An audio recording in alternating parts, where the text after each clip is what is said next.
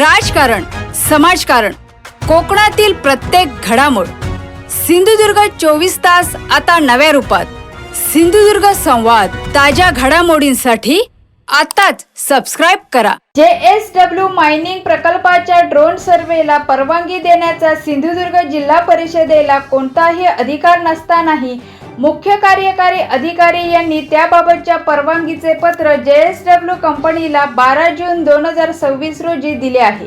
स्वतःच्या अधिकारात नसतानाही मुख्य कार्यकारी अधिकारी यांनी कोणाच्या दबावाखाली ड्रोन सर्वेसाठी परवानगीचे पत्र दिले याची चौकशी झाली पाहिजे.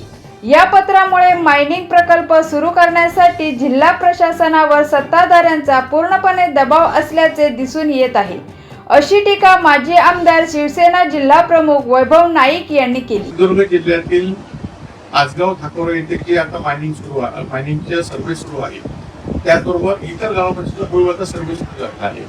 खरं तर या सर्वेला प्रशासनाचा आणि प्रशासनावर असलेल्या राज्यकर्त्यांचा पूर्णपणे पाठिंबा आहे का असा प्रश्न आता आमच्या मनामध्ये निर्माण झाला आहे.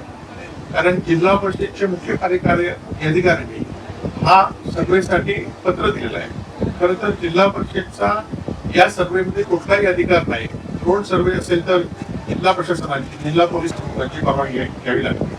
परंतु असं न करता जिल्हा परिषदचे अनेक प्रश्न प्रलंबित आहेत. आज बनावट ठेकेदारांनी सह्या मारल्या आहेत, जलजीवनची कामं अपुरी आहेत, शिक्षण क्षेत्रामध्ये घट्टाळा झालेला आहे.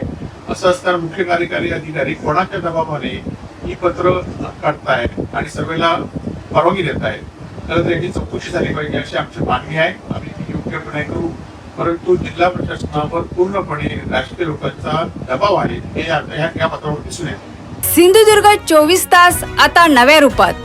सिंधुदुर्ग संवाद. ताज्या घडामोडींसाठी आताच सबस्क्राइब करा.